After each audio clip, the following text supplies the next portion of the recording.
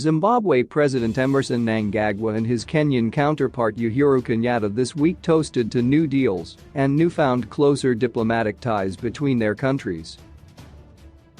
The two presidents signed 7 memoranda of understanding on diplomatic consultations, tourism and wildlife conservation, and civil aircraft accidents and serious incidents investigations.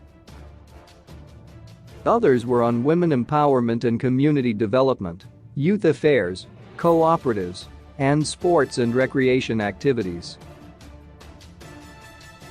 But beneath the veneer of government discussions, the Zimbabwean leader was in Nairobi for much weightier matters such as lobbying Kenya, a member of the UN Security Council, to help counter the crippling international sanctions on Harare, and the matter of Kenya being a safe haven for Zimbabwean opposition politicians.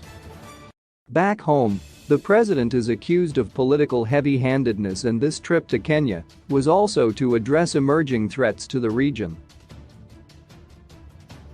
But as he spoke in Nairobi, Zimbabwe was being debated in the UK Parliament for political violence. Opposition in crosshairs. Lord Johnny Oates, co-chair of the All-Party Parliamentary Group for Zimbabwe, demanded that the UK government and the international community in general hold Zimbabwe to account. Of concern is the future of opposition Citizen Coalition for Change leaders led by Nelson Chamisa, whose rallies have recently been brutally dispersed.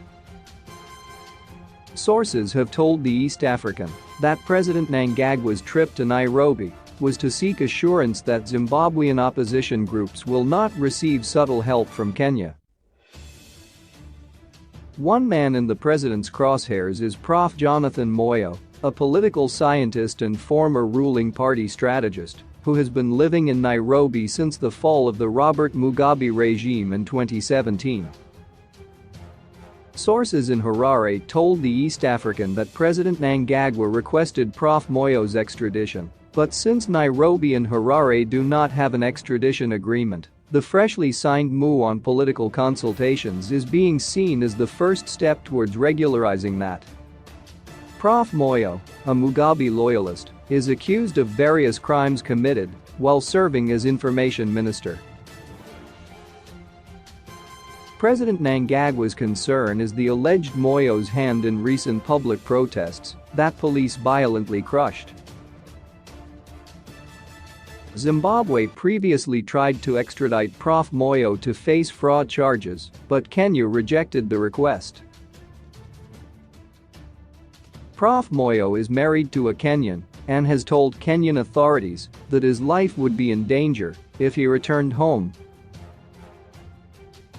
Fears for Prof. Moyo's safety heightened last year when suspected Zimbabwean state security agents took a picture of him walking in his hideout in Kenya and circulated it on social media.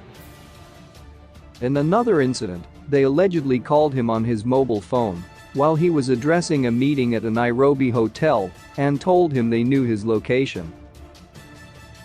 A popular cleric, Walter Magaya, who visited Kenya last month, had his Harare house raided by the army and police allegedly searching for illegal firearms. Government insiders claimed that they suspected that Mr. Magaya had met Prof. Moyo to plot against the government. The government reportedly accuses him of plotting to topple the ruling ZANU-PF party. Zimbabwe has been fighting to have the economic sanctions and arms embargo lifted. Earlier in the year, Harare had secured a joint statement at the African Union in support of the lifting of sanctions. Speaking at a joint press conference at State House, Nairobi on Wednesday, President Kenyatta called the sanctions illegal and assured Zimbabwe of Kenya's continued advocacy and support to have them lifted. He also called them sources of undue problems, issues and trouble for the people of Zimbabwe. And this, we consider to be unfair, for these hardships were artificially created, and we continue to call on the international community to remove these illegal sanctions, President Kenyatta said. My visit to Kenya is to consolidate our relations by refocusing cooperation to increase bilateral trade, investment, tourism, transport, science and technology and innovation among other aspects such as defense and security matters, President Mnangagwa told the press conference. Western countries first imposed sanctions on Zimbabwe in 2002 after Mugabe won a controversial presidential election. Australia, Canada, New Zealand, EU and the US cited gross human rights violations, electoral fraud and corruption for the embargoes against Harare. 2 decades later, the EU and the US still have active embargoes against Zimbabwe, while Britain introduced its own targeted restrictive measures against the country's security chiefs last year after pulling out of the EU. The US, which maintains the harshest targeted sanctions against Zimbabwe government officials and business entities, renewed its embargo nearly a fortnight ago, citing worsening human rights violations and draconian laws being introduced by President Mnangagwa's government. Molly Mfi, the U.S. State Department Assistant Secretary for African Affairs, said last week successive U.S. administrations renewed sanctions against Zimbabwe because the targeted members of the ruling elite continue to undermine Zimbabwe's democratic processes and institutions, commit human rights abuses related to repression, and engage in corruption. Sadly, this year is no different, Ambassador Fee said in a brief on the reasons behind the renewal of the sanctions against Zimbabwe. On March 3, President Joe Biden renewed the sanctions for another year. But Zimbabwe blames the sanctions for its drawn-out economic crisis that has reduced one of southern Africa's strongest economies into a shadow of its former self. Finance Minister Mnangagwa claimed that Zimbabwe's economy has lost $42 billion because of the sanctions. The over $42 billion, which we have lost since 2002, is almost double our economy, which stands at $25 billion. That's a huge margin and people need to realize the effects of such a loss, Prof. Mnangagwa said.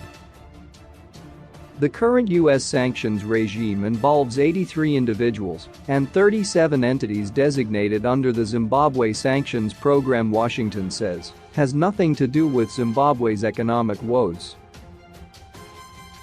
In renewing its set of sanctions last month, the EU said the measures in place are targeted and very limited, therefore, they do not affect the people of Zimbabwe, its economy, foreign direct investments or trade. Zimbabwe continues to benefit from duty-free and quota-free access of its exports to the EU, while negotiations are ongoing to deepen the Eastern and Southern Africa Economic Partnership Agreement, the EU added. Bing it, bing it, bing it, bing it, bing it, bing it.